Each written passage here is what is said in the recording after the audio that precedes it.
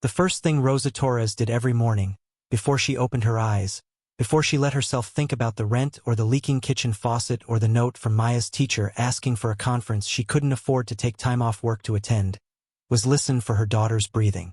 It was a habit she had developed years ago, when Maya was still small enough to sleep in the same bed, curled like a comma against Rosa's side. Even now, with Maya in her own twin bed on the other side of the thin wall, Rosa would lie still in the gray pre-dawn quiet and listen. In and out, steady and soft.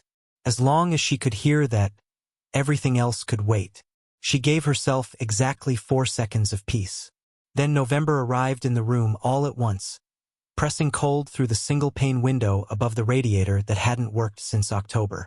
Rosa pulled back the blanket and sat on the edge of the mattress, feet meeting the icy linoleum floor, and began the slow, deliberate process of becoming a person again. The apartment on Clement Street was the smallest they had ever lived in. 1 bedroom, a kitchen that was really just a counter and a stove crowded into a corner of the living room. A bathroom so narrow that opening the cabinet door while standing at the sink was a skill that required practice. The walls were the color of old cream. The carpet in the living room, whatever color it had once been, had faded into something neutral and exhausted, the same way Rosa sometimes felt when she caught her own reflection in the dark window of the bus. She was 35 years old. She looked older on the days that mattered. If you're enjoying this story so far, don't forget to hit the like button and subscribe. Drop a comment telling me where in the world you're watching from. I love hearing from you. She made coffee the way she always made it, measuring the grounds carefully because the can was running low and payday was still 4 days away. While the machine sputtered and hissed, she opened the drawer by the stove where she kept the bills. She did this every morning, the same way some people read devotionals or check the news. Not because it made the numbers better, but because she believed that looking at hard things head-on was the only way to keep them from growing bigger in the dark. There were 3 envelopes she had been avoiding all week. The first was from the management company that owned the building. 14 days past due on November rent. A late fee of $75 had been added. A second notice would follow before the end of the month. The second was a bill from the pediatric clinic where Maya had been seen in September for an ear infection that had turned into something worse. Rosa had paid what she could at the time, which was $80, and had been making small payments every month since. The remaining balance was $412. Please remit payment promptly to avoid further collection action. The third was a handwritten note from her landlord, Mr. Petrov, slipped under the door sometime in the last few days. Rosa, you are good tenant. I don't want trouble, but December rent must be on time. I have expenses also. She folded all 3 back up and returned them to the drawer. She poured her coffee into the mug with the chipped handle, the one Maya had painted for her at school with her name spelled out in uneven red letters, and stood at the window watching the street below. Maplewood in late November had a particular kind of cold. Not the dramatic, photogenic cold of cities farther north, but something more persistent and gray, a cold that settled into everything without ceremony. The oak trees along Clement Street had been stripped bare weeks ago. The sky was the color of wet cement. A truck rumbled past, kicking up a spray of slush from the gutter, and somewhere down the block a dog was barking at something it couldn't reach. One more day, Rosa told herself. Just get through one more day. It was something her grandmother used to say in Spanish, from a different country, a different kind of hardship, but the same fundamental math. You don't fight the whole mountain. You just take the next step. Rosa's husband Marco had died 4 years ago. A car accident on Route 9 on a February night when the roads were black ice and the other driver ran a light. Maya had been 4. She remembered her father the way you remember a warm feeling more than a face. She sometimes asked Rosa questions about him, quiet questions at bedtime, the kind that didn't have good answers but needed to be asked anyway. Rosa always answered them. She thought it was important for Maya to know that grief was not a thing to be ashamed of, that love didn't stop just because the person was gone. After Marco died, Rosa had lost the apartment they had rented together in the better part of town. She had taken the first job she could find that offered benefits, because Maya needed insurance more than Rosa needed dignity.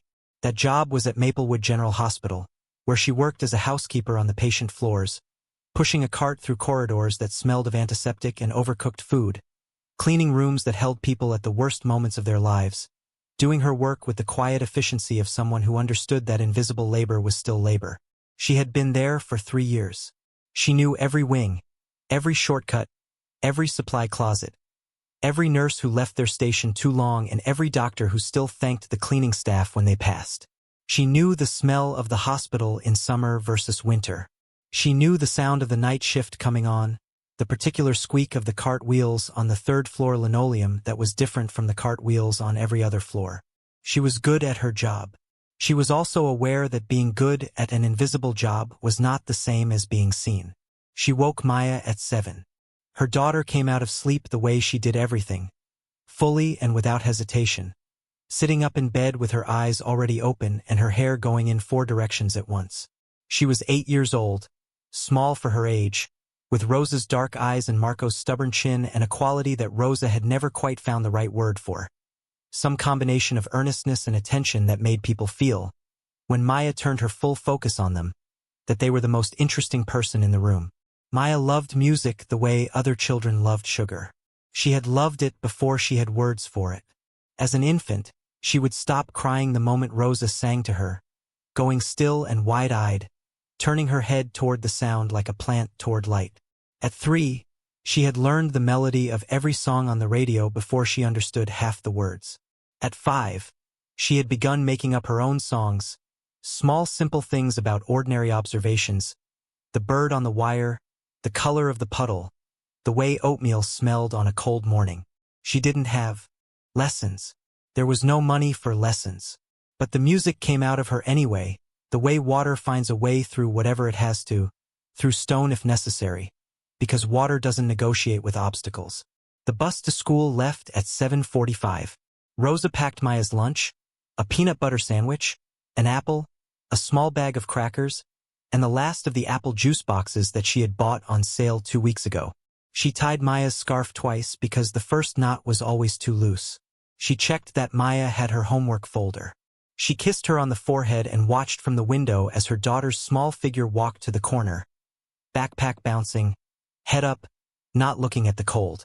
Then Rosa put on her coat and walked 6 blocks to catch the number 11 bus to Maplewood General. The hospital was a sprawling brick complex on the east side of town, 8 stories, 3 wings, a parking structure that always had a line in the morning. Rosa entered through the staff entrance on the east side and clocked in at 7:58, 2 minutes before her shift began. She collected her cart from the supply room, checked her room list for the day, and began. The 4th floor was cardiac and pulmonary. It was a floor she knew well. The rooms were larger than on the lower floors and the patients tended to stay longer, which meant she developed a familiarity with some of them over the course of their stays. She learned their preferences, who liked the blinds open in the morning and who needed the room kept dim, who had family visiting constantly and who sat alone through the long afternoons with only the television for company. Room 408 had been occupied for 11 days. She had noted the patient on her first pass, the way she noted all patients, not intrusively, not with personal curiosity, just with the quiet attentiveness that came from doing this work in a way that respected the people in those rooms. He was an elderly man, white-haired, with large hands that rested on top of the blanket with an odd stillness, as if they had once been accustomed to doing things and had not yet adjusted to having nothing to do. His chart, visible on the door mount, listed him as Walter H. 79, admitted for a cardiac event and subsequent evaluation. What Rosa noticed, more than anything else about the man in room 408, was that he was almost always alone. In 11 days, she had seen him have exactly 3 visitors. A doctor and 2 nurses were not visitors. A thin young woman with a tablet who came on day 3 and spent 20 minutes typing while barely looking at the patient, then left, did not count. The man who had come on day 7 counted. A tall man in an expensive coat who stood at the foot of the bed with the particular posture of someone who was present against their will, who spent most of the visit looking at his phone, who left after 15 minutes without touching the patient's hand. Rosa knew what loneliness looked like in a hospital room. She had seen it many times. It was different from being alone. Being alone could be peaceful, could be chosen. Loneliness was something that settled in the corners of a room and changed the quality of the light. It made the television louder and the hours longer. The man in room 408 had the look of someone who had been very busy for a very long time and had suddenly, against his will, been made to stop. On the afternoons when Maya had no school activities, she came to the hospital. This was an arrangement born of necessity and sustained by mutual agreement between Rosa and her supervisor, Mrs. Halverson, who was a practical woman who chose not to officially know about things that weren't officially a problem. Maya would sit in the staff break room on the 4th floor and do her homework and eat the snack Rosa brought her, and then she would wander carefully and quietly in the ways she had been taught, never touching equipment, never going into rooms where she wasn't invited, never making noise that disrupted the work of the floor. She had been coming to the hospital since she was 5. She knew the 4th floor the way she knew her own apartment.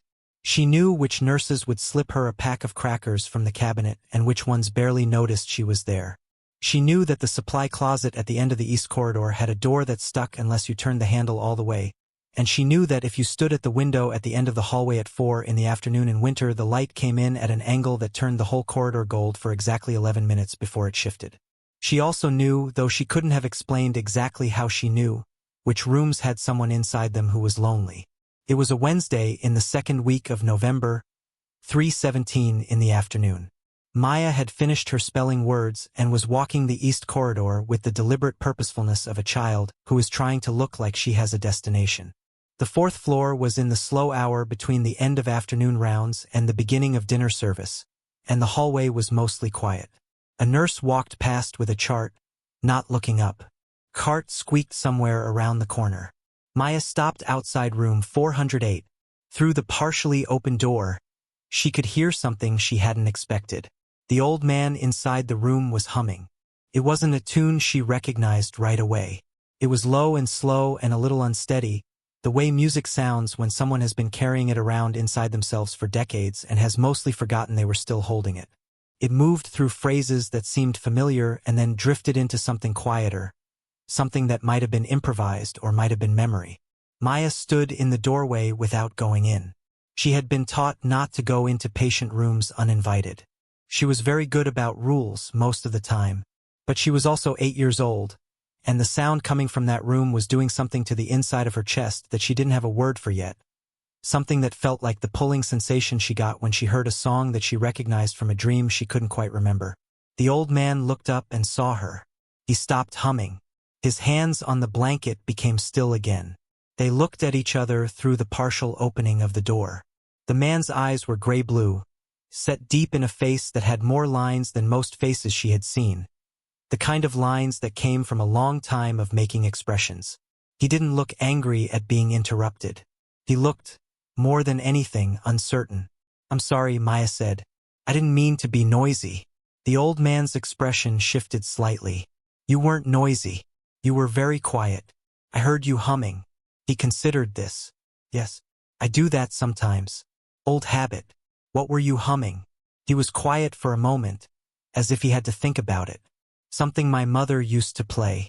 A long time ago." He paused. "A very long time ago." Maya's hands were clasped in front of her, the way she held them when she was thinking seriously about something. "Do you know what it's called?" He almost smiled. "You ask a lot of questions. My mom says I was born curious." Something in his expression changed at that, softened slightly in a way that was hard to name. "What's your name?" "Maya." "What's yours?" He looked at her for a moment as if the question required more thought than it should have. "Walter," he said. "Most people haven't asked me that in a while. What people usually ask me is things like, how are you feeling, and on a scale of 1 to 10, and have you had a bowel movement today?" Maya made a face. "That's a weird thing to ask someone." Walter's mouth curved into what was, unmistakably, a smile. "Yes, it is." She didn't go in that first day. She stood in the doorway for another few minutes and they talked, quietly, the careful conversation of two people who are not yet sure of the terrain.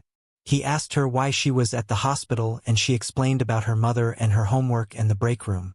He asked what grade she was in and what she liked to study, and she said 3rd grade and music if it counted as studying, which she wasn't sure it did, and he said he thought it should. Before she left, she said, "I could come back tomorrow if you want. I know a lot of songs." Walter looked at her with those gray-blue eyes that had seen a great deal and seemed, at this moment, uncertain what to do with what they were seeing now. He said, "I wouldn't mind that." She came back the next day. She stood in the doorway again the second time because she was still being respectful of the rule about rooms, and she asked him if she could come in, and he said yes, and so she did. She sat in the vinyl chair beside his bed, the one that visitors sometimes used, and that was almost always empty, and she folded her hands in her lap and she sang him a song. It was not a sophisticated performance. She was 8 years old. Her voice was clear and a little thin at the top, and she didn't know all the words to everything she sang, so she sometimes hummed the parts she couldn't remember. She started with something her mother sang at home, a simple song, tender and slow. Then she moved into something she had made up herself, a few phrases about the gray sky outside his window and the way the light came through it anyway. Walter didn't say anything while she sang. He lay against his pillows with his hands folded on the blanket, and he looked at the window, or at the ceiling, or at something that wasn't in the room at all, somewhere far away that the music seemed to be taking him. When she finished, he was quiet for a long moment. "That was beautiful," he said finally. His voice was different than it had been, quieter, as if something in him had been set down. "Thank you. Where did you learn to sing like that?" "I didn't learn. I just do it." She considered. "My mom says some things don't have to be taught. They just have to be let out." Walter turned to look at her directly. "Your mother sounds like a very wise woman. She's the smartest person I know." Maya's voice was matter-of-fact, not boastful. "She knows how to fix things and make things out of almost nothing, and she never panics, even when I know she's scared." Walter was quiet again for a moment. "Sounds like you know her well." "She's my person," Maya said simply. There was something in the way she said it, without self-consciousness, without any sense that this was anything other than the most obvious fact in the world, that made Walter's jaw shift slightly. He looked back toward the window. The gray November light pressed against the glass. "I used to have people like that," he said, more to himself than to her. Maya heard it anyway. What happened to them? He was quiet so long she thought he might not answer. "Life," he said at last. "A lot of life happened. And I was very busy for a long time." He paused. "When you're busy enough, you can lose the habit of the people who matter. By the time you remember to look for them, sometimes they've learned to stop waiting." She processed this with the serious attention she gave to things she didn't fully understand but recognized as important. "That sounds very lonely." "Yes," said Walter. "It is." Maya came every afternoon that week. Her mother didn't know at first. Rosa was on the other side of the floor most of those hours, moving through her room list with practiced efficiency, her headphones in one ear playing the same radio station she always listened to, the one that played a mix of old songs and new ones and never had too many commercials. It wasn't until Friday afternoon that she came down the east corridor and saw, through the partially open door of room 408, her daughter sitting in the visitor's chair, singing. Rosa stopped. She stood very still in the hallway and listened. Maya was singing something Rosa recognized but couldn't name right away.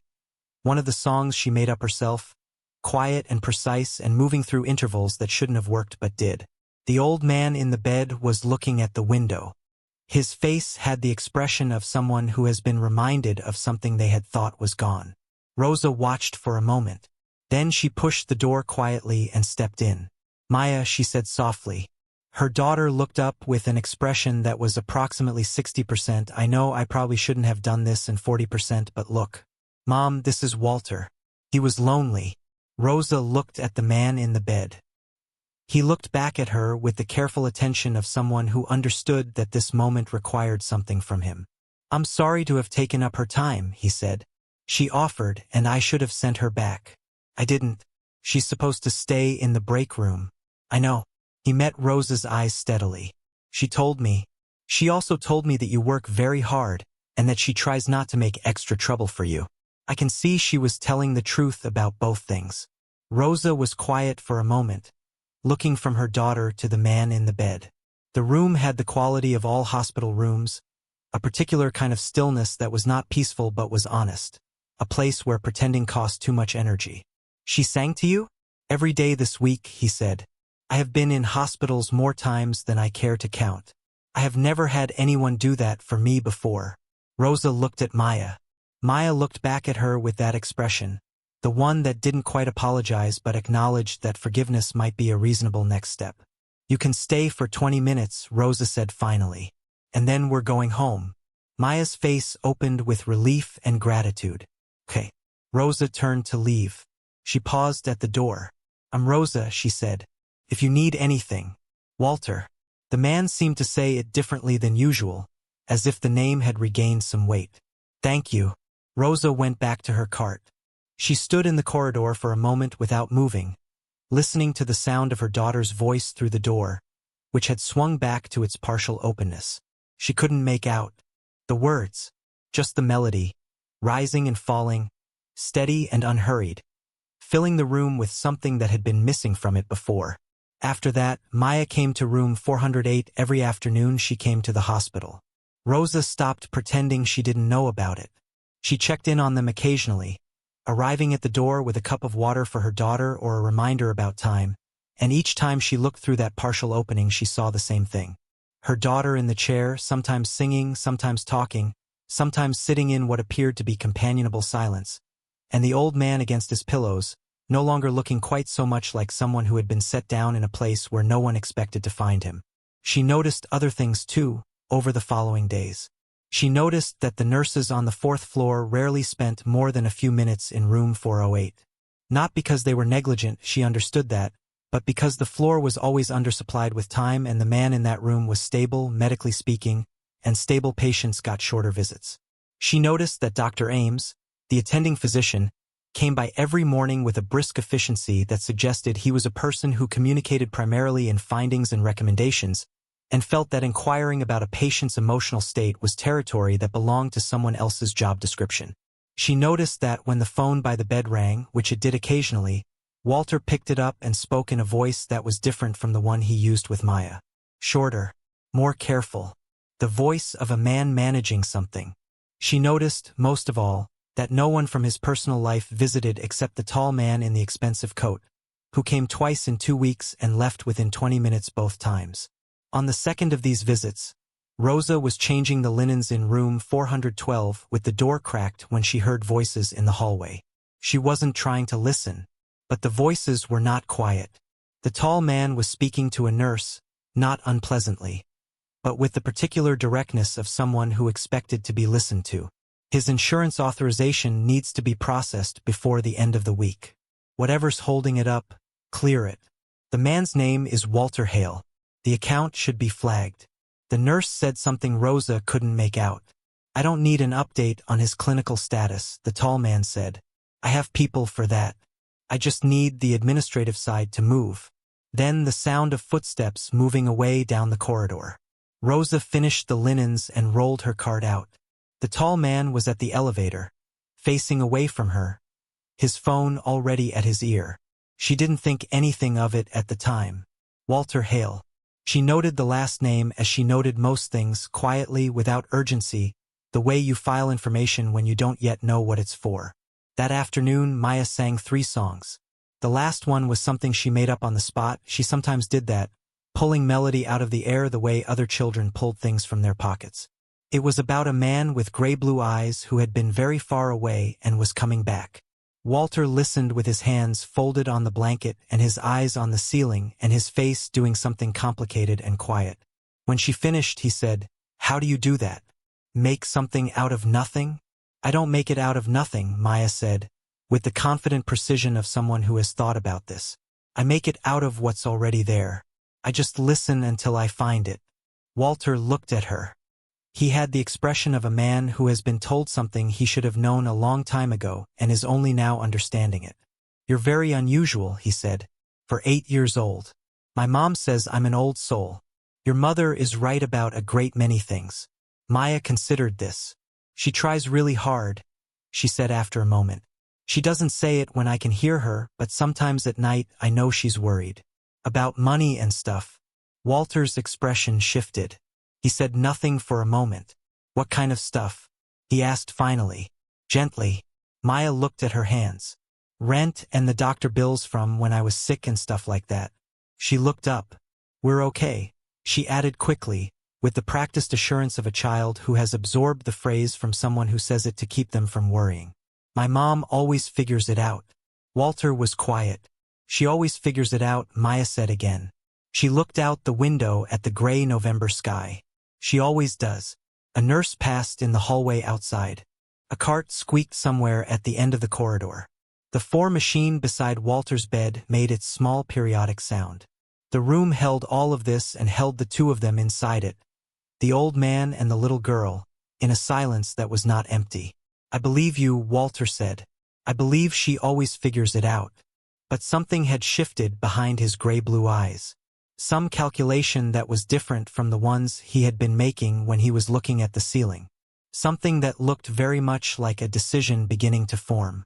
The next morning, a Tuesday, Rosa arrived to clean room 408 and found Walter sitting up in bed with a notebook on his lap. He was writing something, not quickly, but with the focused attention of someone doing something that mattered. He looked up when she came in. "Good morning," he said. "Good morning." She began her work, moving efficiently around the room the way she always did. She didn't expect conversation. Most patients didn't talk to her while she worked. It was one of the qualities of invisibility she had grown so accustomed to that she barely noticed it anymore. "Your daughter," Walter said. She looked up from the cabinet she was wiping down. "She told me a little about your situation." He held up a hand before she could speak. She didn't mean to be inappropriate. "She's a child who worries about her mother and didn't know she was saying anything she shouldn't. I want you to know that." Rosa stood very still. "I'm not going to pretend I didn't hear it," Walter said. "I'm too old for pretending. But I want you to know I respect your privacy. And your daughter's." He paused. "She's extraordinary." Rosa's jaw tightened very slightly. "She's a good girl. She's more than that." He looked at Rosa directly. "She has something that most people lose before they're old enough to know they had it. And you gave it to her. Whatever you've been through, you gave it to her." Rosa didn't say anything. She went back to wiping down the cabinet. Her hands were steady and she was glad of that. "You don't have to accept anything from me," Walter said quietly. "I understand that. But I want you to know that what she's done for me in this room, in this last week, I want you to know it matters. More than I can probably explain right now." Rosa finished the cabinet and moved to the window, wiping the sill, not looking at him. "She's got a good heart," she said. "She got it from someone." Rosa didn't answer that. She finished the windowsill and moved the cart toward the door. She stopped at the threshold. "She talks about you," she said, without turning around. "At home. She talks about the songs she's going to sing to you next. She's been working on one all week." Walter said nothing. "She hasn't had a lot of people to sing to," Rosa said. "It means something to her. Whatever else this is, that part is real." She pushed the cart into the hallway. Behind her, in room 408, Walter Hale sat with his notebook on his lap and looked at the door for a long time after she had gone. Outside the window, the November sky was the color it always was at that hour, not quite gray, not quite anything else, the sky of a city that was used to cold and kept going anyway. His pen was still in his hand. He looked down at the page and began writing again, slowly, with the careful attention of someone who understands that some things, once set in motion, cannot be recalled. By the second week of November, the routine had settled into the shape of something permanent. Maya arrived on the 4th floor each afternoon at 3:35, which was the time the number 11 bus deposited her 2 blocks from the hospital when everything was running on schedule. She signed herself in at the front desk the way Rosa had taught her, printing her name carefully in the visitor log, walking to the elevator with her backpack on both shoulders. She went to the break room first and left her things and ate whatever snack Rosa had packed. Then she walked the east corridor to room 408. Walter was always awake when she arrived. She didn't know if he was always awake in the mornings or during the slow middle of the day, but by 3:35 he was sitting up, which she had decided was for her benefit, though she never said so because she thought it might embarrass him. She sang to him every day. Sometimes it was songs she knew, and sometimes it was songs she made up, and sometimes, increasingly, it was something in between, something that had started as a known melody and transformed under her hands into something else entirely, the way clay moves when someone is paying attention to it. Walter listened to all of it with equal seriousness. He never fell asleep during her singing, which she had noticed adults sometimes did when she sang at home. Not because they were bored, but because something in the music relaxed a tension they had been holding so long they'd forgotten they had it. Walter didn't relax. He attended. There was a difference, and she felt it. One afternoon, near the end of the second week, she noticed the notebook again. It sat on the table beside his bed. A standard composition notebook, black and white, the kind she used for school. It had not been there on the first day. Someone had brought it to him, or he had asked for it, and the pages she could see from her chair were covered in his handwriting, which was large and deliberate, the handwriting of someone who had learned penmanship in an era when penmanship mattered. "What are you writing?" she asked. Walter looked at the notebook. Letters. To who? He considered this for a moment in a way that suggested the question deserved a real answer. People I owe things to. What kind of things? She watched him think about how to answer this, watched him decide that the honest answer was the correct one. Honesty, she had noticed, was something he arrived at by choice rather than by reflex, as if he had once been in the habit of something else. Apologies, mostly, he said. Long overdue ones. Maya processed this. She had experience with apologies. She was 8, and apologies were part of the currency of her daily life. The way water was wet and mathematics was sometimes unfair. But she understood, from his tone, that he was talking about a different category of apology than she usually navigated. "Are they hard to write?" she asked.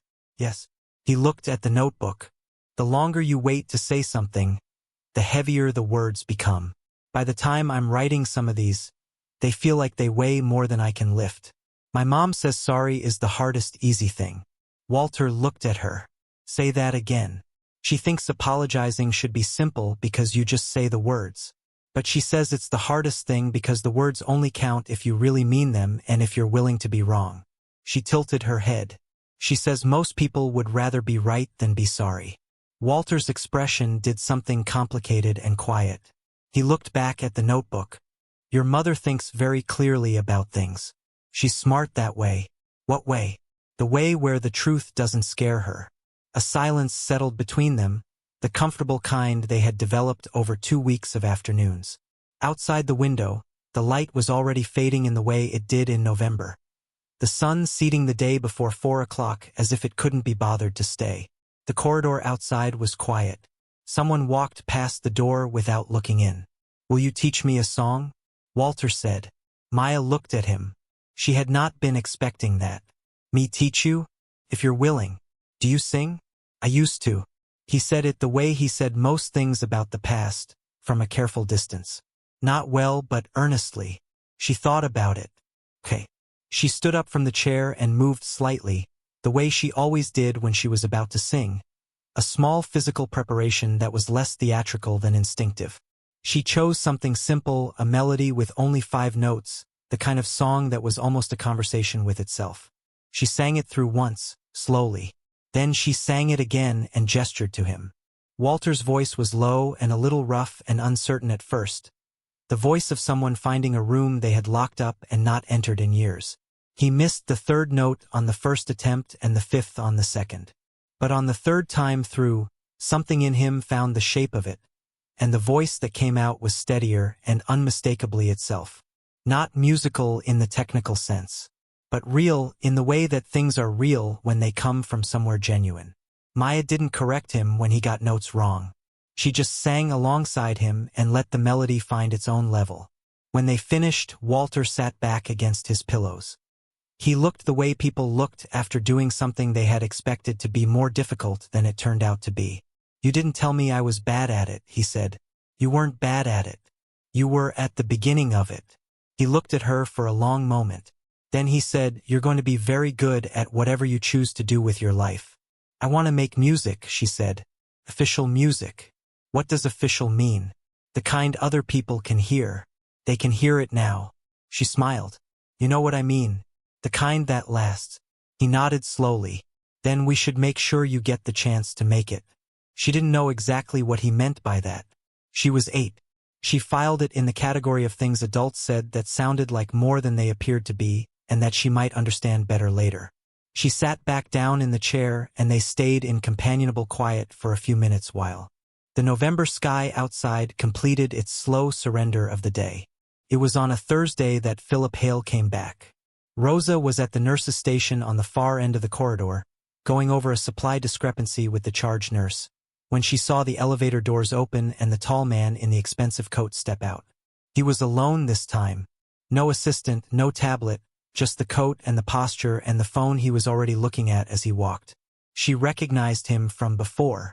She watched him move down the corridor toward room 408, and then she turned back to the supply discrepancy, because she had learned a long time ago that watching things that were not her business cost energy she did not have. She was back at her cart 7 minutes later when she heard Philip's voice in the hallway outside room 408, louder than was appropriate for a hospital floor. She wasn't trying to listen, but the cart needed restocking from the supply room at the end of the east corridor, which took her past the room, and the door was open and the voices were not quiet. "What is this?" Philip's voice, controlled but not warm. A child's voice, one she would have recognized in any building in any city. "She's my friend." Rosa slowed the cart. "Your friend." Philip's voice again. His tone had the quality of a word being handled with tongs. "How long has this been going on?" 2 weeks. "Does anyone on staff know about this?" "My mom works here. She's a housekeeper." A brief pause. "Your mother is the housekeeper. She cleans rooms." Rosa heard the exact quality of her daughter's voice as she said it.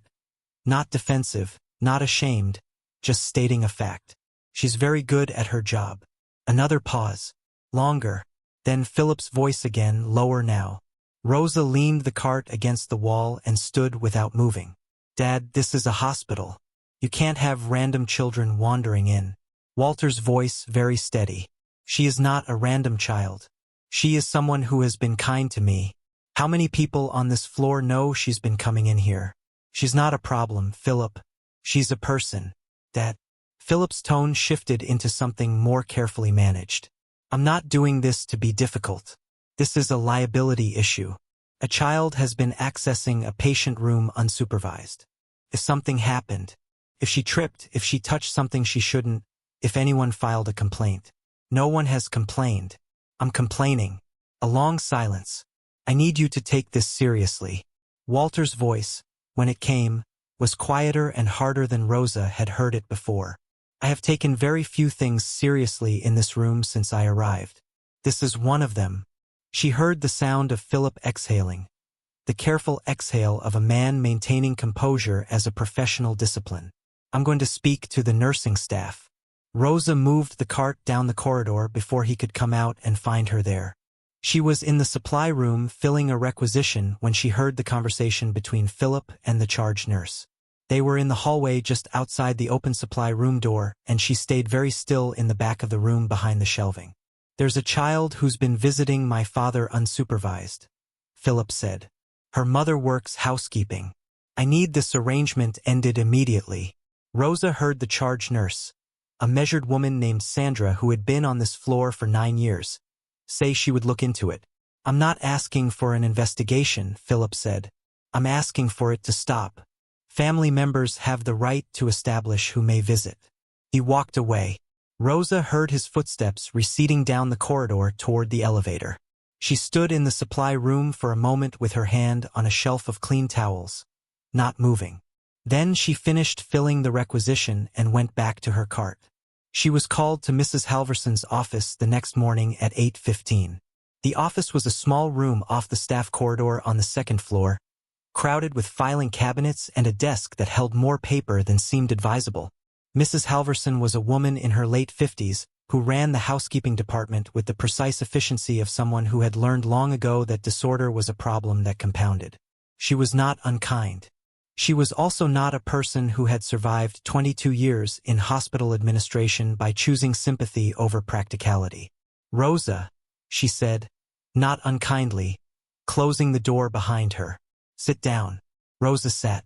"A family member of a patient on the 4th floor has raised a concern about your daughter accessing a patient room." Rosa kept her hands in her lap and her face still. "I understand. This is a hospital," Mrs. Halverson said. "I've allowed Maya to be here in the afternoons because you're a reliable employee and she's a well-behaved child and the break room is a controlled environment. But patient rooms are a different matter. From a liability standpoint and from a patient privacy standpoint, I can't have her in those rooms. She's been visiting one patient, Rosa said. He's been alone most of the time he's been here. She's been singing to him. I understand that, and I believe your intentions were good. But this particular family has raised it as a concern, and I have to take that seriously. She looked at Rosa steadily. From today, Maya stays in the break room. Patient areas are off limits. If this happens again, I won't be able to continue our current arrangement. Rosa nodded. I understand. She went back to her cart. She stood in the fourth-floor corridor for a moment, looking at the east hallway, looking at the closed door of room 408. Then she started her morning rooms. She told Maya that afternoon in the break room, quietly and without embellishment, because she had found over the years that preparing her daughter for hard things was better done plainly than with softening that took longer to decode. She explained that Maya needed to stay in the break room. She explained that someone had raised a concern and that this was non-negotiable. Maya was quiet for a moment. She was a child who felt things immediately and visibly but who had also learned, living with Rosa, that feeling something and acting on the feeling were two different operations and that the second required thought. Did he say I couldn't visit? She asked. Walter, did he say that? No. His family did. Maya looked at her hands. She was quiet for long enough that Rosa wondered what she was working through. He's gonna think I stopped coming because I wanted to, Maya said finally. Rosa looked at her. He'll think I just stopped. He'll think I don't care anymore. Her voice was controlled but thin. He was already lonely before I came. He told me, if I just stop without telling him. I can tell him, Rosa said. You're not supposed to be in his room for personal reasons. No, but I can make sure he knows. Maya looked up. Will you tell him it's not my choice? I'll tell him exactly that. Maya nodded slowly. She pressed her lips together in the expression she wore when she was holding something in. Then she pulled her spelling workbook out of her backpack and opened it on the table in front of her, and she bent her head over the words, and Rosa watched her and felt the particular ache of being a mother, which is the ache of not being able to carry your child's pain for them no matter how willing you are to try. She made a point of going to room 408 that afternoon at the end of her shift, when the floor was quieter and Mrs. Halverson had already gone home. She knocked on the partially open door. Walter was sitting up. He was looking at the door in the way of someone who has been expecting someone and prepared themselves for the person not to come. She's not coming today, Rosa said from the doorway. I wanted you to know why. He looked at her. Her visiting has been restricted to the break room. Complaint was made. Walter's expression shifted. A very deliberate expression crossed his face. The expression of a man who had just completed a calculation and did not like the result. I see. She wanted me to tell you that it's not her choice. Rosa held the doorframe. She was worried you'd think she just stopped caring. Walter looked at the window. He was quiet for a long moment. Then he said, that sounds exactly like her. It is exactly her. Rosa paused. She's written you a note. I can leave it. She pulled from her uniform pocket a folded piece of notebook paper, the kind with the wide lines that Maya used for assignments, and set it on the table just inside the door. She did not go further into the room. She was within the technical boundary of what had been asked of her. Walter looked at the note. He didn't reach for it immediately. I'm sorry, Rosa said. She didn't know quite why she was apologizing. For the situation. For the fact that kindness had run into the edges of things and been told to stop. Don't apologize, Walter said. You've done nothing wrong. Either of you. Rosa nodded. She was about to pull the door back to its partial position and go. Mrs. Torres, Walter said. She stopped. She has been, he said, and then paused, searching for the right word with the patience of someone who understood that imprecision was a form of dishonesty. She has been the only part of being in this room that hasn't felt like waiting. He looked at her directly. I want you to know that, whatever happens from here. Rosa looked at him for a moment. She was a woman who had learned to hear what people were actually saying underneath what they said. A skill developed in years of working in rooms where people were at their most distilled, where pretense cost too much energy and so the real thing came out instead. She understood that he was saying thank you in a way that was trying to be large enough for what he actually meant. She'll be back when she can, Rosa said. She doesn't give things up easily. She pulled the door back to its position and walked to the elevator. That night, after Maya was asleep, Rosa sat at the kitchen table with the stack of bills she had been putting off and a cup of tea that had gone cold while she was thinking about other things.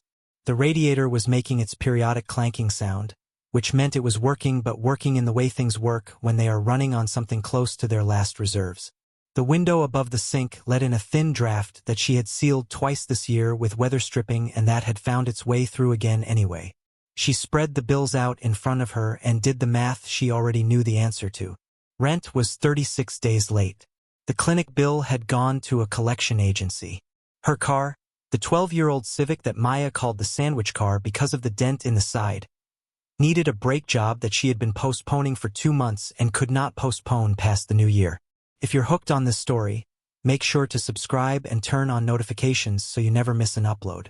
Your support means everything and helps me bring you more emotional stories like this one. She added everything up and then added it up again in case the numbers had changed while she wasn't looking. They had not changed.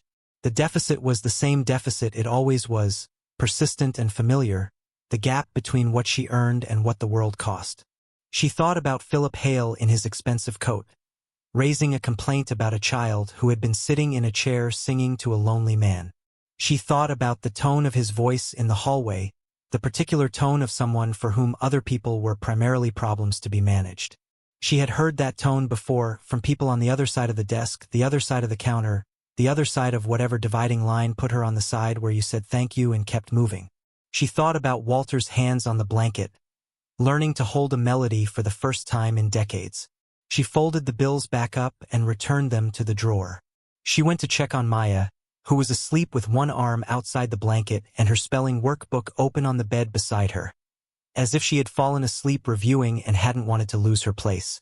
Rosa moved the workbook to the nightstand and tucked the arm back under the blanket and stood there for a moment in the dark, listening. In and out, steady and soft. She went to bed. Over the following 4 days, Rosa worked the 4th floor and said nothing unusual and did nothing unusual and kept Maya in the break room. Maya did her homework. She ate her snacks. She drew pictures, which she sometimes did when music wasn't available, filling notebook pages with shapes and colors that Rosa recognized as a different expression of the same internal sound. On the 3rd day, Maya left a drawing on the table in the break room, and Rosa picked it up before anyone else could throw it away. It was a picture of a window. Through the window, a gray sky with a thin line of gold at the bottom edge where the light was just barely making it through. On the windowsill inside, a musical note, simple and slightly lopsided, the way children draw things when they're drawing from memory rather than observation. Rosa put it in her uniform pocket. That afternoon, she passed room 408 on her way to the supply room. The door was partially open, as it always was. She slowed without stopping, the particular trick of someone who has learned to take in peripheral information without appearing to.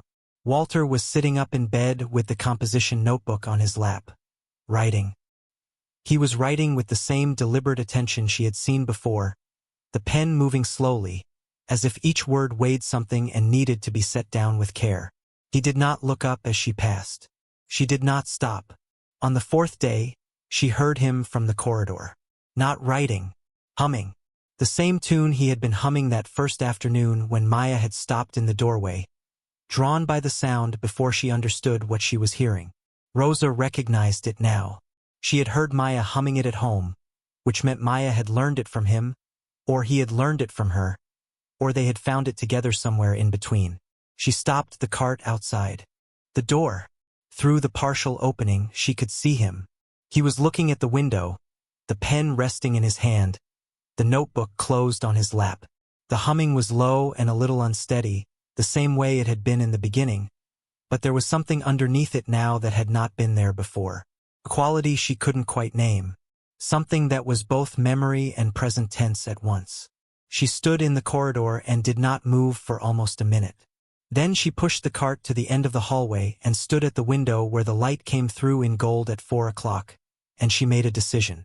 She would bring Maya at the end of the shift, not during work hours, not in a way that anyone could construe as part of her work arrangement. After she clocked out, as a private citizen bringing her child to see a person who was a friend, in the brief window of time between the end of her shift and the dinner service that would bring nurses back to the floor in force. There was no rule against that. She had checked, in the careful way she checked things that mattered, reading the visitor policy on the hospital's website 3 times to make sure she understood it correctly. Visiting hours on the 4th floor ran until 8 o'clock. Nothing in the policy excluded children accompanied by a family member. She was not breaking a rule. She was using the space that existed within it. When she came to the break room at 4:45, Maya was drawing another picture, this one of a treble clef that was actually very accurate for 8 years old, better than Rosa could have done. She looked up. "Get your backpack," Rosa said. Maya looked at her. "Where are we going?" "We're going to say hello to someone."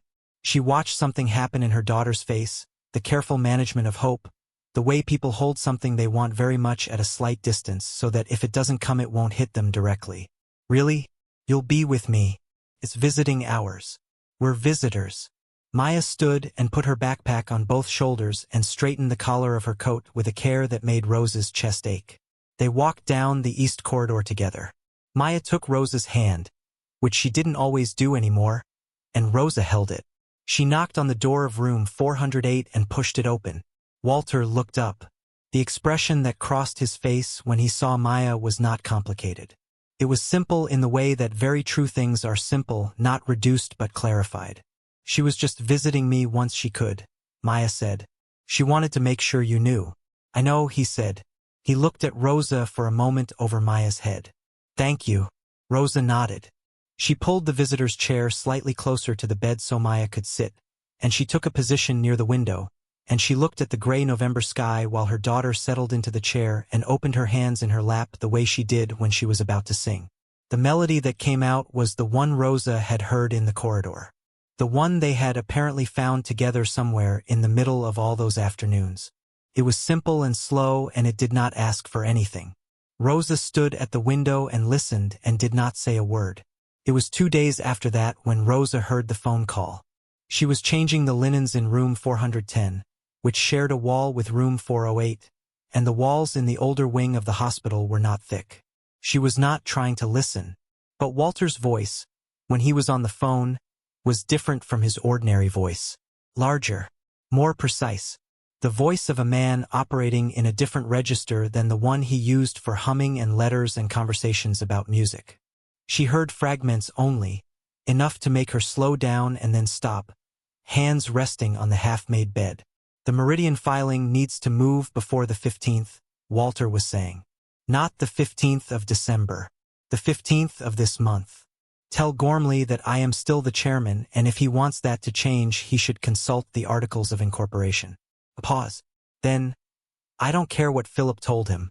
Philip does not make determinations about the articles while I am still breathing." His voice was dry, which I still am, despite everyone's best efforts.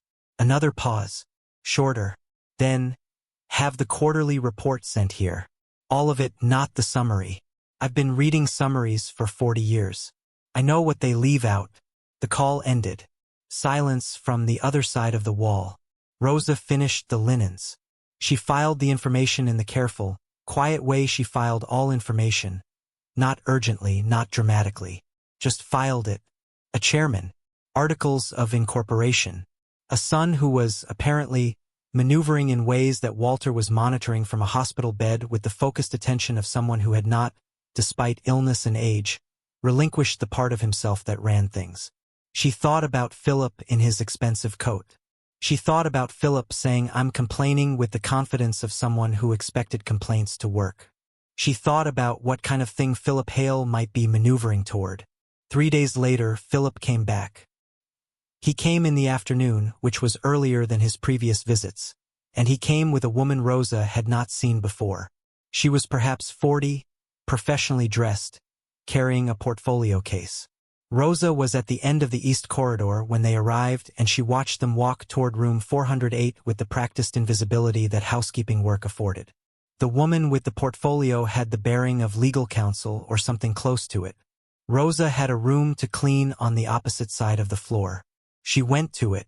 She came back 20 minutes later and Philip and the woman were in the corridor outside room 408.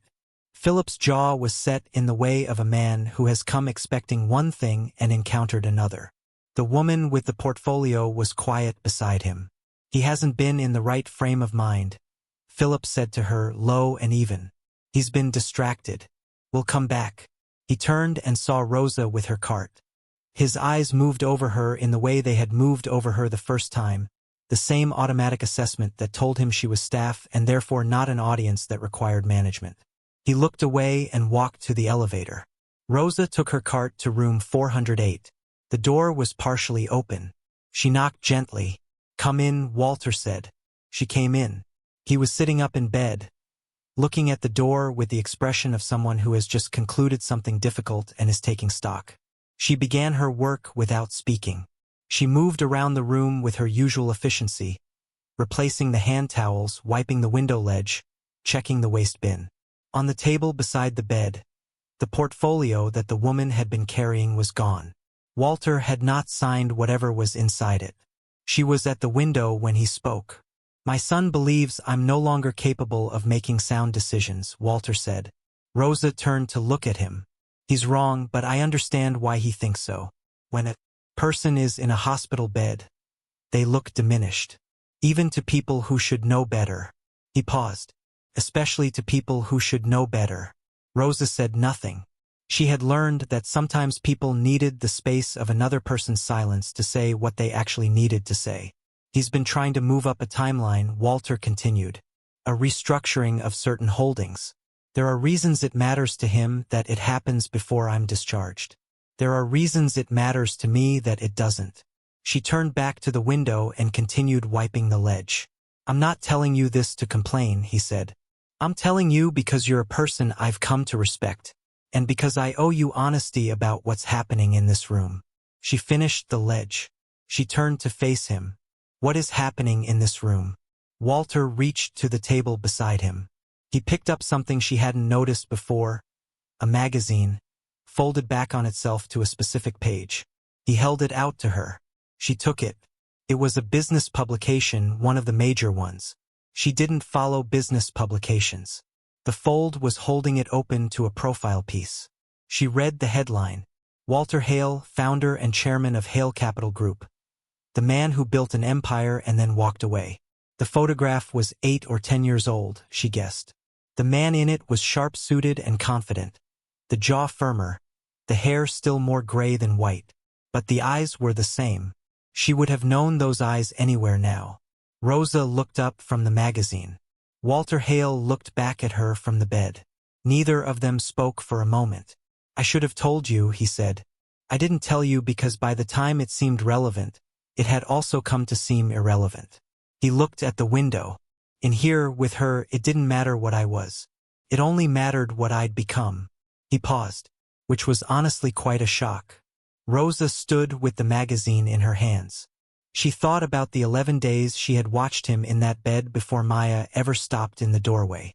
She thought about the tall man who had come and looked at his phone and left in 15 minutes. She thought about Walter learning the shape of a melody with a voice that had not been used in years. She thought about the notebook full of overdue apologies. She thought about her daughter, sitting in that vinyl chair, not knowing, not caring, just giving. She thought about the rent and the clinic bill and the brake job on the Civic and all the ways that money had been a wall between what was and what could be for as long as she could remember. She thought about what it would mean now to know that the man in this bed had more money than she could picture. She put the magazine back on the table. She looked at Walter Hale. She didn't help her because of what you are, Rosa said. She said it quietly but without uncertainty. You should know that. She helped you because you were humming and alone and she thought that was something she could fix. I know that, Walter said.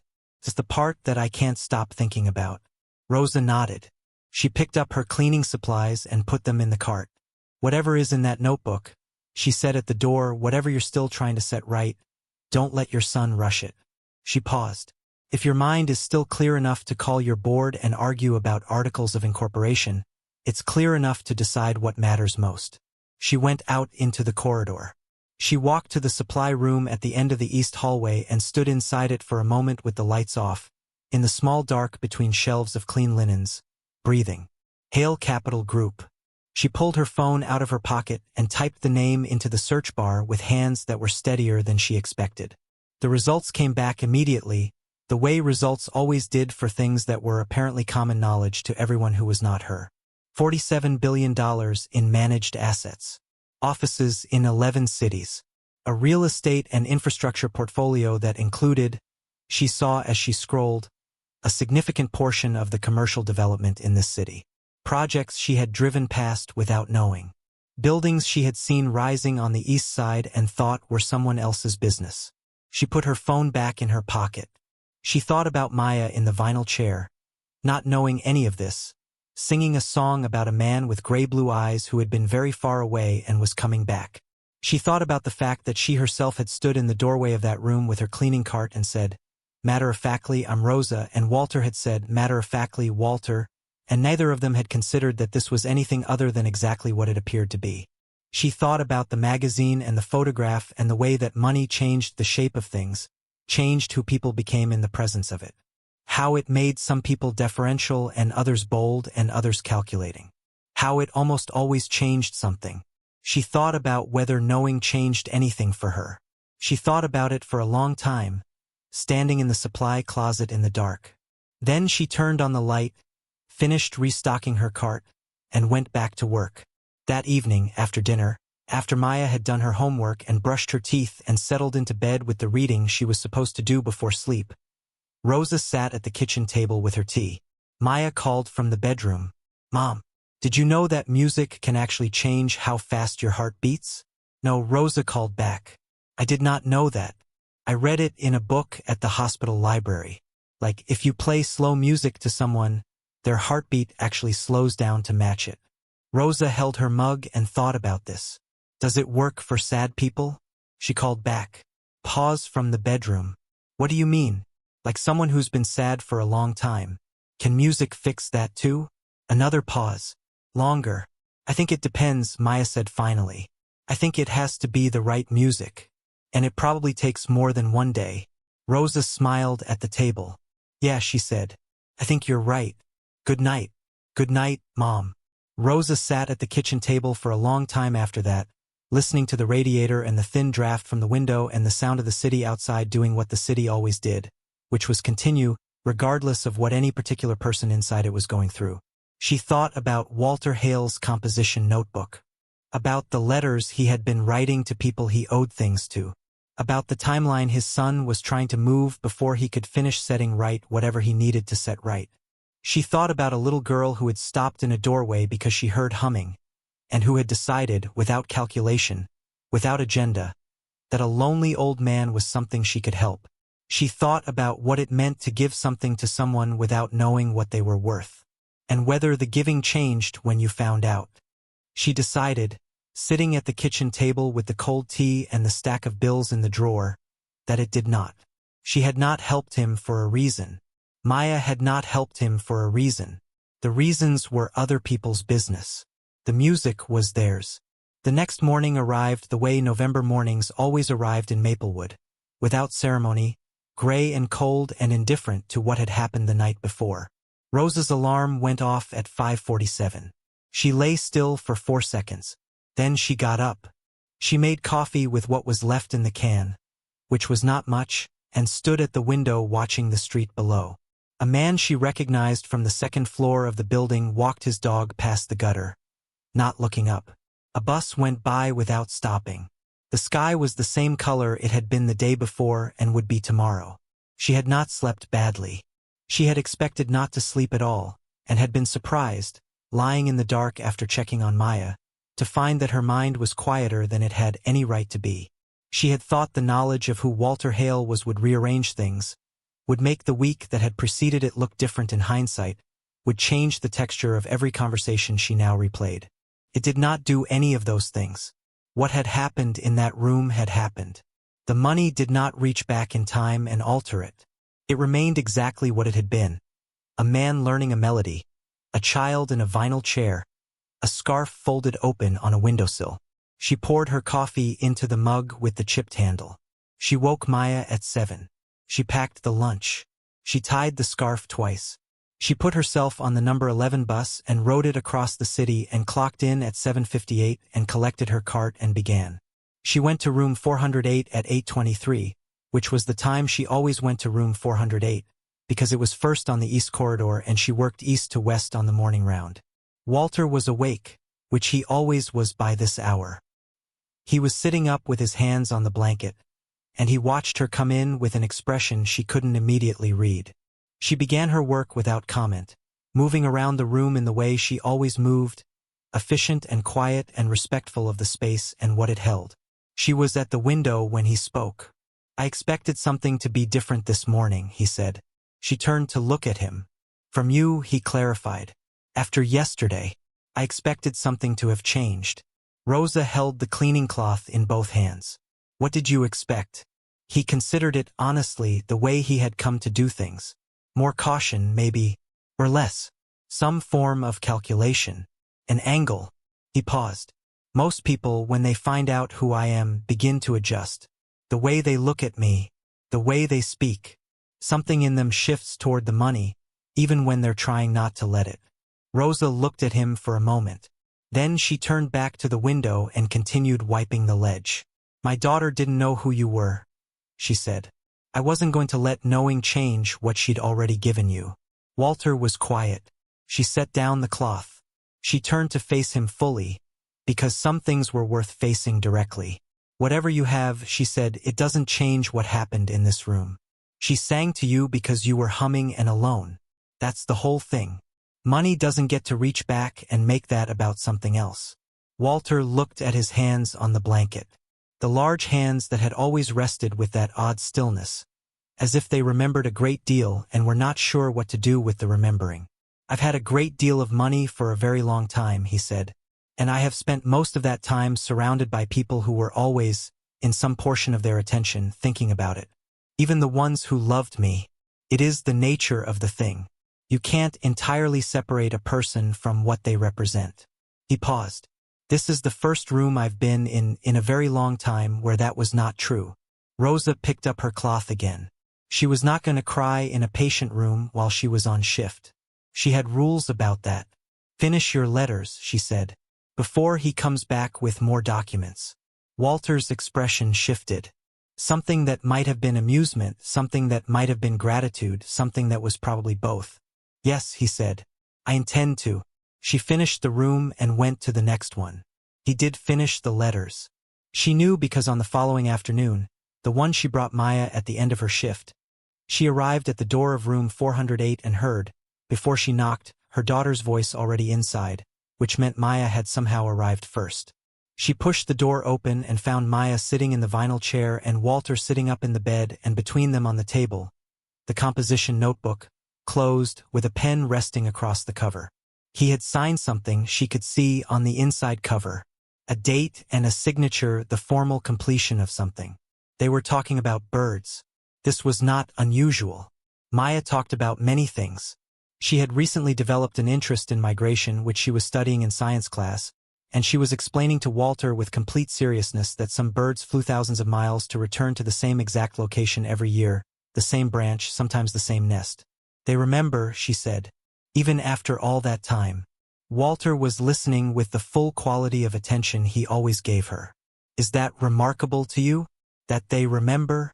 It's remarkable that they go away and come back." She thought about it. "It means being far away doesn't erase where you're from. It just means you have to find your way back." Walter looked at the closed notebook on the table between them. "Yes," he said quietly, "it does mean that." Rosa came in and sat in the corner by the window, and Maya sang 3 songs, and the gray November light did what it always did in that room at that hour, which was make everything look more honest than it usually did. Walter listened. Rosa watched him listen. He had the expression of someone who had been returned to something and was not yet sure he deserved to have it back but was willing, for the first time in a long time, to try. Philip came back on a Thursday. He came in the late morning, which was a different time than his previous visits, and he came with 2 people this time. The same woman with the portfolio from before, and a man Rosa did not recognize, heavy-set, gray-suited, with the air of someone who was very senior in whatever he did. A law firm partner, she guessed, or something close. Rosa was in room 406 when they arrived. She heard the elevator, heard the particular rhythm of 3 sets of footsteps that were purposeful in the way of people who had driven in from somewhere specifically to accomplish something. She stayed in room 406. She could hear the voices through the wall. Not the words, just the quality of them. Philip's voice had its controlled precision. The older man's voice had the low authority of someone who was not accustomed to his counsel being declined. Walter's voice was different from both of them. She had come to know his voice in its several registers. The uncertain voice of the early days, the voice he used with Maya, the chairman's voice she had overheard through the wall. This was a 4th register, quieter than the chairman's voice but more absolute. The voice of someone who has arrived at a decision from the inside and does not require anyone else's permission to hold it. She could not hear the words, but she heard the shape of what was happening. She heard Philip's voice rising toward something and Walter's voice declining to meet it. She heard the older man insert himself once, twice. She heard the sound of the portfolio opening. She heard silence. Then Walter's voice again, brief and final, and then the sound of the portfolio closing. A few minutes later, 3 sets of footsteps came back into the corridor. Rosa was at the window of room 406, which looked out on the same side of the building as room 408, and she watched from that angle as a black car pulled up to the staff entrance below. 2 people got into it. Philip did not.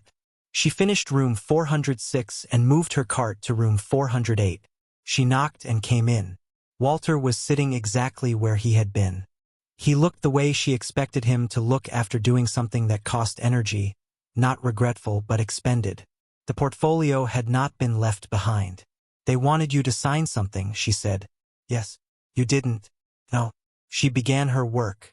He watched her for a moment.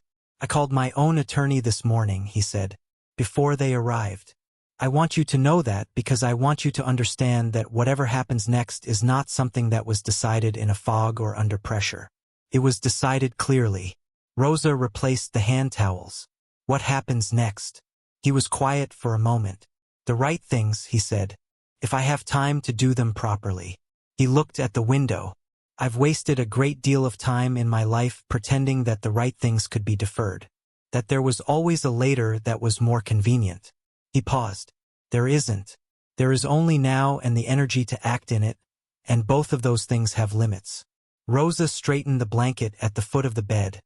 Something she didn't need to do but did anyway. "Is there something I can do?"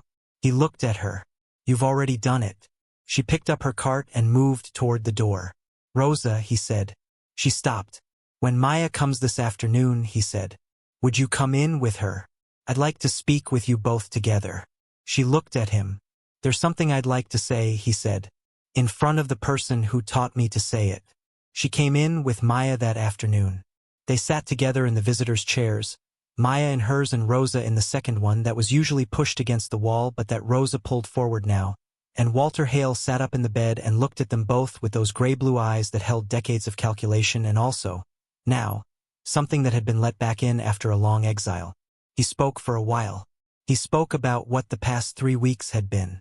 He did not dramatize it. He described it plainly, the way he had come to do things, because plain had turned out to be more honest than ornate, and honesty, he had rediscovered, was lighter to carry than its alternative. He told Maya that she had given him something that he had not been able to name at first, and that he now understood was simply the experience of being heard. Not heard in the boardroom sense, not heard in the sense of his opinions carrying weight and his directives being followed. Heard in the way that music hears a room and responds to what it finds there. He said that he had been in many rooms in his life and had rarely felt that. He said she had been 8 years old and she had done it without trying. Maya listened with her hands in her lap and her eyes on him and did not interrupt. He told Rosa that she had shown him something about dignity. That there was a kind of dignity that did not require money to exist and did not diminish in the presence of money, that simply was what it was regardless of the conditions around it. He said he had needed to see that. He said he was a man who had confused wealth with worth for more decades than he was comfortable admitting. Rosa said nothing. She listened. He picked up the composition notebook from the table. He said that he had been writing letters for some time now. That there were several people to whom he owed things, apologies and acknowledgments and corrections that had been deferred for too long. He had finished writing them in the last few days. Most of them would be sent by mail and by courier and through his attorney. But 2 of them, he said, were here. He opened the notebook. He removed 2 pages, folded carefully, and set them on the table. "One for each of you," he said. "You don't have to read them now. I only ask that you read them eventually." Maya picked hers up immediately and held it in both hands. She looked at Walter. "Can I sing you something first?" she asked. He smiled. The real smile, the one that had taken him 2 weeks to produce and that had become, by the 3rd week, something she could count on. "Please," he said. She sang.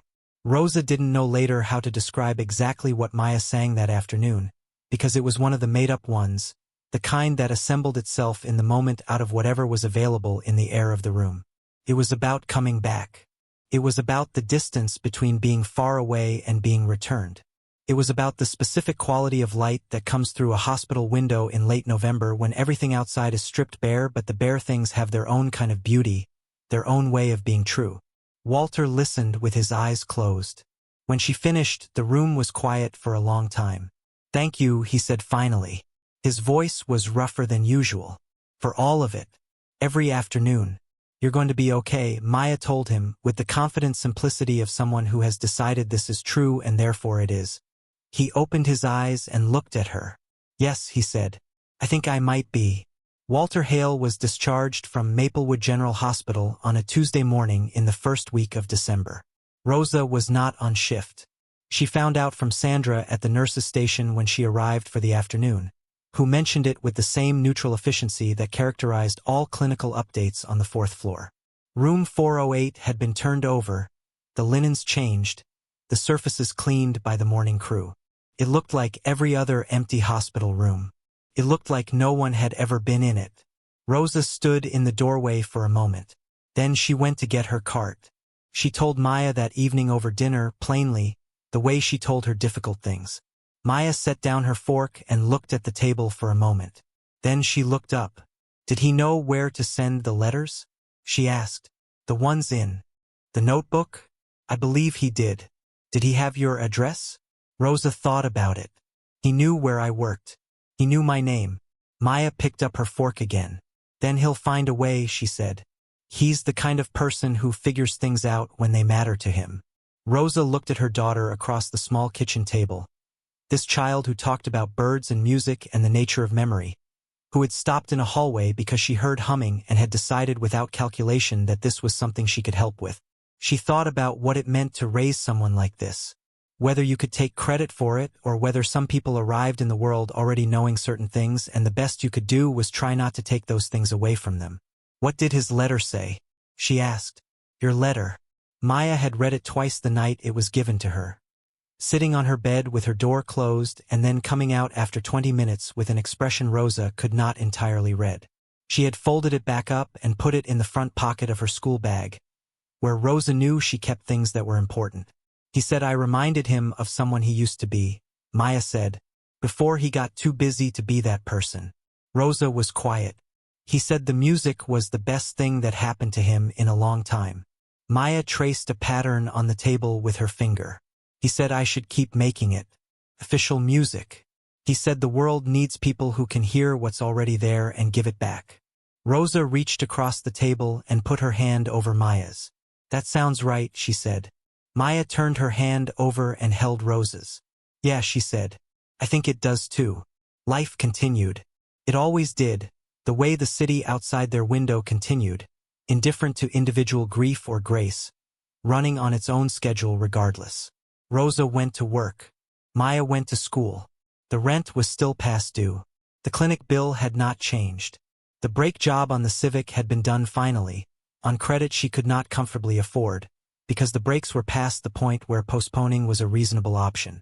It was cold now in the way that December was cold, a settled cold that had given up being transitional and had simply arrived and put its things down.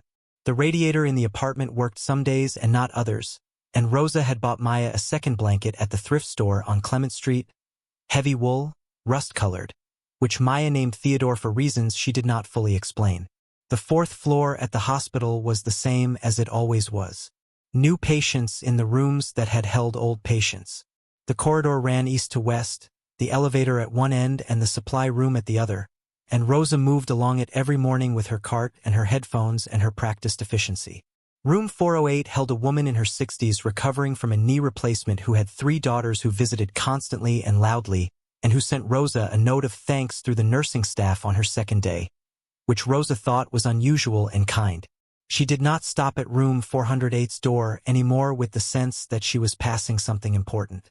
But sometimes, going by it in the morning, she heard in the general ambient sound of the floor something that was not there, the ghost of a melody, the shape of an afternoon that had already happened and could not be added to but also could not be taken away.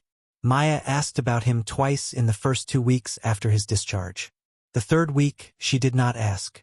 The 4th week, she came home from school with a permission slip for a winter concert and the information that she had been chosen to sing a solo, which was apparently a new thing the music teacher was trying, and which Maya reported with a combination of excitement and gravity that made Rosa laugh out loud.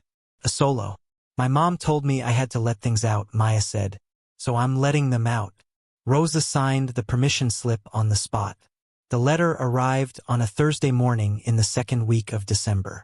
Rosa was at work when the mail came, so Maya was the one who retrieved it from the box in the lobby after school, and she carried it upstairs and put it on the kitchen table and stood looking at it until Rosa came home at 5:40. It was a formal envelope, heavy paper, the kind of envelope that conveyed from the outside that its contents had been considered. The return address was a law firm in the city, Gormley Parks and Associates, which Rosa recognized without being able to say immediately why, and then remembered. Gormley. Walter had mentioned the name on the phone. Tell Gormley that I am still the chairman. She sat down at the kitchen table. Maya sat across from her. Rosa opened the envelope carefully, not tearing it, separating the seal along the top with a finger. Inside was a single page of firm letterhead and, behind it, a second, smaller envelope that had her name written on it in a handwriting she recognized. Large and deliberate. The handwriting of a man who had learned penmanship in an era when it mattered. She read the law firm letter first. It was formal language, but she read it carefully twice, because formal language in her experience sometimes said the opposite of what it appeared to say, and she wanted to be certain. It did not say the opposite of what it appeared to say. She set it down on the table. She picked up the smaller envelope. She opened it and read the letter inside, which was not written in formal language at all. Maya was watching her face. She had always been able to read Rosa's face better than anyone. "Mom?" she said. "What does it say?" Rosa looked up. She looked at her daughter across the table.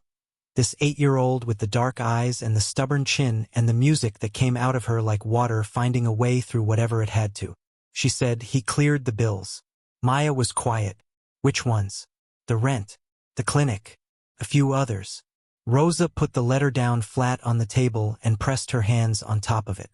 "The building where we live," she said slowly, "he bought it. We own the apartment now." Maya stared at her. Rosa looked at the letter again. She needed to look at it again because she was a person who did not believe things without evidence, and the evidence was right there under her hands, but it still required rereading to become fully real. "There was a fund established," she said. "A music education fund. At Maplewood Elementary. For any child who wants lessons but can't afford them." She looked up. "It's in your name, Maya." Maya had the expression Rosa had never been fully able to name, the one that was not quite any single thing but contained many things at once, wonder and grief and gratitude, and something that was very much like the feeling of a song that you recognize from a place you can't quite remember. "He didn't have to do that," Maya said. "No, he didn't. We didn't do it for that." "I know." Rosa looked at her. "He knew that too. That's why he did it." Maya was quiet for a long time.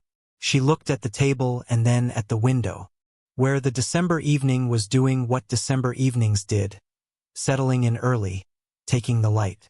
"The letter," Rosa said. "The one from the notebook. Can I read yours?" Maya went to her school bag and found it in the front pocket where it had been living for 2 weeks. She unfolded it and handed it across the table. "Rosa, read it." She read it twice. She folded it back up and handed it to Maya without speaking, because there was nothing she could say that would be larger than what was already in the room. Maya refolded the letter and put it in her pocket. "What did yours say?" Maya asked. The letter in the envelope. Rosa looked at the smaller envelope with Walter's handwriting on it.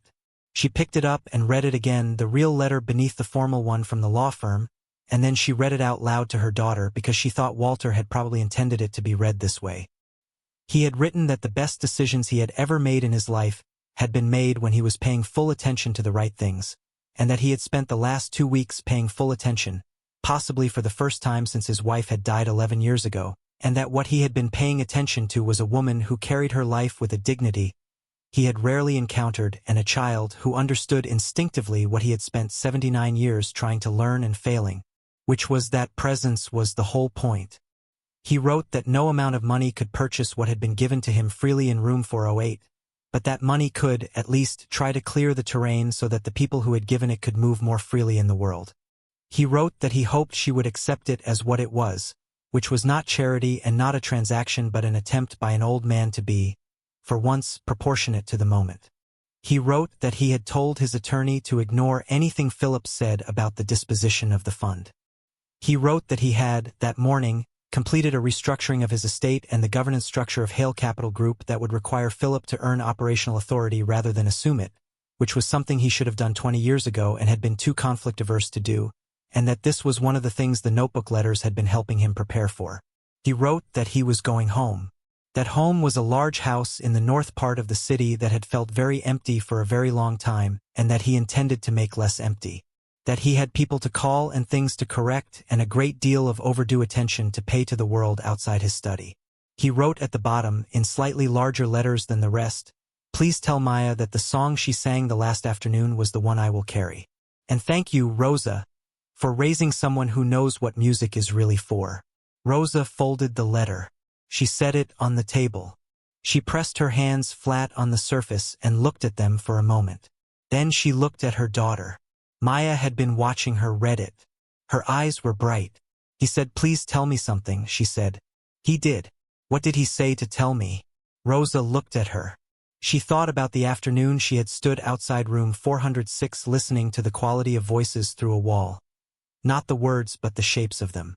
She thought about the supply closet in the dark and the name on the search results and the decision she had made standing there that knowing did not change what had been given. She thought about a composition notebook full of letters that were too long overdue and that got written anyway because the alternative was continuing not to write them and that had finally become unbearable. She thought about a man learning a melody for the first time in decades, his voice uncertain and then steadier, finding its shape. He said the last song was the one he'll carry, she told Maya. Maya was quiet for a moment. She looked at the window. "Good," she said. "That was the one I made for him." Rosa nodded. "I know." They sat together at the kitchen table while the December evening completed its work outside. The radiator clanked and held. The window above the sink let in cold that could not quite reach them from across the room. Somewhere in the building below, someone was playing music, distant and indistinct, just the rhythm of it reaching up through the floors. Maya tilted her head. "What is that?" Rosa asked. She listened. "Someone in the building downstairs," she said. She listened for another moment. "Old song. I don't know the name." She hummed a few bars of it, finding the melody by following it rather than leading it, the way she always did, the way that water finds its level.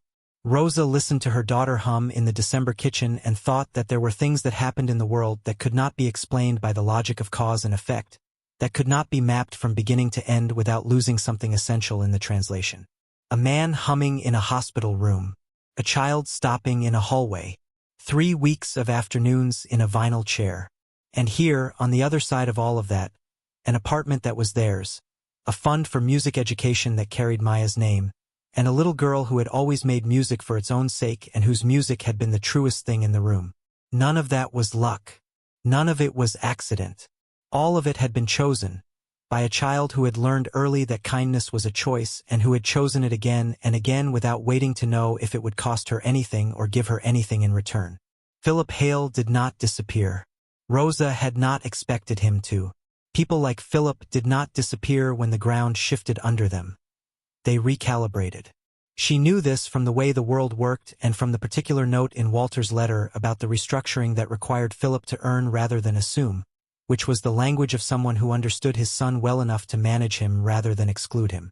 She heard about it the way she heard most things, not directly and not dramatically.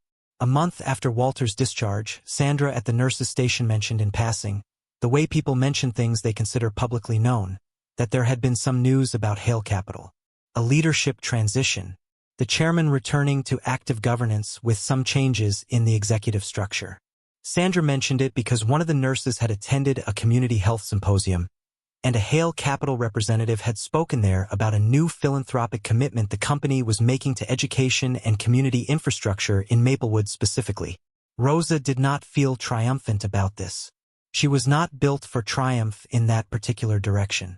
What she felt was something quieter, a recognition that Walter had done what he said he would do, that he had been a man who said things plainly now because plain had become the only register that fit him, and that the things he said plainly he also did. She felt, more than anything else, that the notebook had been worth finishing, that the letters had found their way to the people they needed to reach, Philip included, and that whatever Philip did with the letter that bore his name was between him and himself and the version of his father he might eventually choose to understand. She had seen Philip in the hallway only once after Walter's discharge. He was walking toward the elevator with his coat on, presumably leaving the hospital on some other errand, and she was coming from the opposite direction with her cart. He saw her at the same moment she saw him. He did not stop walking. But he did something she had not expected. He nodded. A single, small, deliberate nod, the kind that acknowledges rather than greets, that says I see you without asking for anything in return. She nodded back and kept moving. It was not forgiveness, and it was not friendship, and it was not the resolution that stories sometimes offered. It was something more like the beginning of honesty, which was, she thought, probably all that could be reasonably asked of anyone. Rosa filed this all in the place where she filed things that confirmed what she already suspected. She said nothing about it at home. It was not her story to tell. She continued going to work. She continued riding the number 11 bus. The difference was that the envelope in the drawer held only one bill now, the utility bill that was not overdue, which was such a radical departure from the previous normal that she checked it twice a month to make sure she was reading it correctly. The apartment, which was theirs now, did not feel dramatically different from the apartment that had not been theirs. It had the same crack in the ceiling that had been growing since October, the same icy linoleum in the morning, the same window above the sink with the cold that found its way through the weather stripping. But it felt different in the way that things feel different when you know they are not going to be taken from you. When you can wake up at 5:47 and lie still for 4 seconds without doing arithmetic about whether the 4 seconds are affordable. Rosa had not known, until it stopped, how much of her daily attention had been consumed by the arithmetic of survival. How much of her mind had been occupied at all times by the management of shortfall. It was like a sound you had been hearing so long that you stopped registering it as sound, and then one day it was gone, and the silence where it had been was so loud you understood for the first time what you had been living inside. She used the quiet parts of her mind, the ones that were now available, to think about the future. She had not thought about the future in a long time. Not really. Not the way you think about something when you actually believe you might reach it. The future had felt like a country with a closed border, visible from a distance, something other people traveled to. Now it had the quality of something she might be able to approach, one step at a time, in the way her grandmother had always said was the only honest way to approach anything worth having. She thought about the community college that was 4 stops on the number 11 bus from Clement Street. She had some credits from years ago, courses taken before Marco died, before everything contracted into necessity. She looked up the healthcare administration program one evening on her phone after Maya was asleep. She looked at it for a long time. Then she enrolled in one class, just one, because her grandmother had been right about not looking at the mountain, and also because she had seen enough of people who tried to change everything at once and lost their balance. One class, one next step. Maya's winter concert was on a Friday evening in the 3rd week of December. The school gymnasium was packed in the way that school gymnasiums are always packed for these events. Folding chairs in uneven rows, the smell of old wood floors and someone's takeout from the lobby, parents recording on phones held at odd angles. The fluorescent lights were too bright and the PA system crackled on the lower notes and someone in the back kept shushing someone smaller who was not actually being that loud. Maya was the 3rd act. She came to the microphone in a dress that Rosa had found at the thrift store on Clement Street, dark green velvet, slightly too long, hemmed with a thin line of careful stitching that Rosa had done at the kitchen table the night before. Her hair was in 2 braids. She stood at the microphone and looked at the gymnasium full of people without any visible apprehension, which was something Rosa had wondered about, whether the size of the room would change the music. It did not. She sang one of the made-up songs. Not the one from the hospital, that one was not for here. This was one she had written in the 2 weeks since, something that had come out of the kitchen evenings and the winter light and the particular quality of knowing that things were going to be different, that the arithmetic had changed, that the world was not fair but sometimes something in it moved toward you rather than away. Rosa stood in the back with a phone she did not raise. She wanted to watch rather than record. She wanted to be fully in it. Maya sang and the gymnasium went quiet in the way that large rooms go quiet when something real is happening inside them. Not a polite quiet but an actual one, the quiet of people who have been reached. A woman in the row in front of Rosa leaned toward the person beside her and said something Rosa could not hear. A child 3 seats over stopped wiggling. The fluorescent lights were still too bright and the floor still smelled like old wood, and none of that mattered because Maya was singing and the song was about hope in plain language, hope without apology, the kind that doesn't require things to be easy in order to persist. When she finished, the gymnasium applauded the way it had applauded nothing else that evening. Rosa stood in the back and did not need to record it because she already knew she would not forget it. She thought about a man in a hospital bed with a composition notebook on his lap. She thought about him hearing this had he been here. She thought that it would have meant to him exactly what it meant to her, which was that there were things you could not purchase and could not plan for and could not protect against, that moved through the world on their own authority and landed where they landed and changed what they changed. She thought about a hallway in November, a door left partially open, a melody that had not been let out in decades, finding its way through. She thought about all the ways she could have kept walking and had chosen not to. She thought about her daughter at 8 years old, who had understood without being told that a lonely person was not a problem to be managed but a human being to be met. She thought about what it had cost. An afternoon and then another and then another. The risk of her job. The rule bent within its own limits. The quiet act of bringing a child through a hallway when the visiting hours allowed it and sitting in the corner while the music did what music does, which is find the thing in a room that needs to be found and give it back. It had cost nothing that mattered. It had returned everything. The applause settled.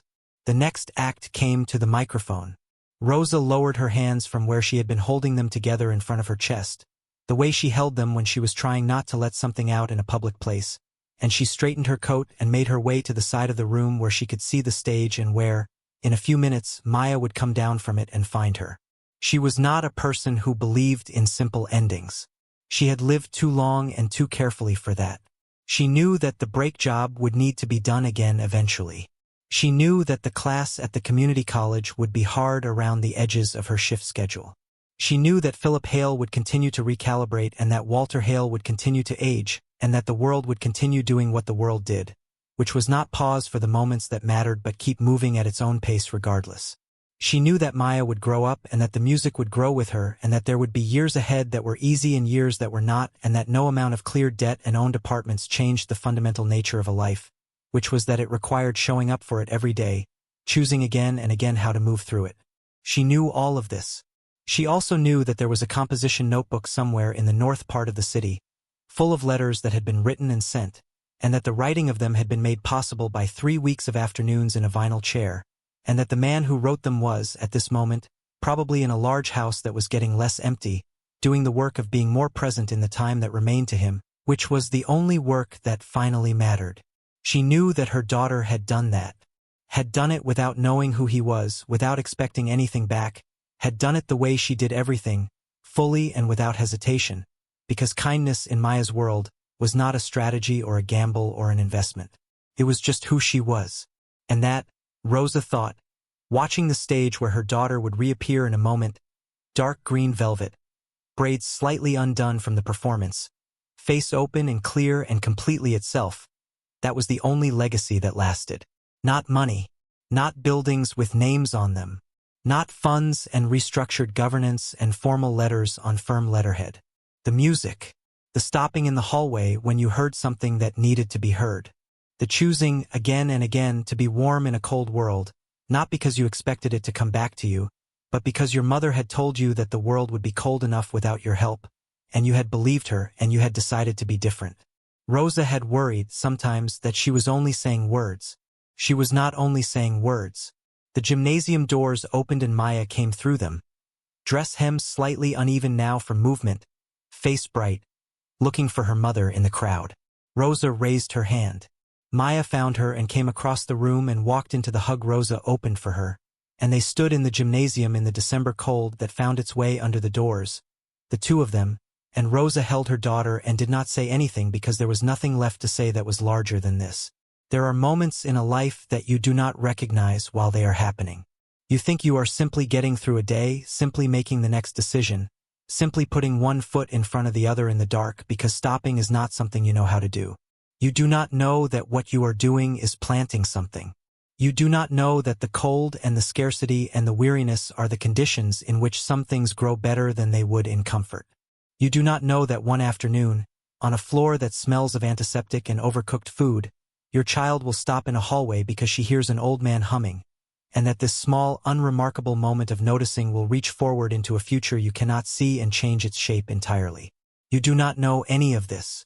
You just raise her to stop when she hears something that sounds like a person who needs to be heard, and she does. And then the future does what it does with the things that are given to it freely, without condition, without calculation. It gives them back. Thank you so much for watching until the end.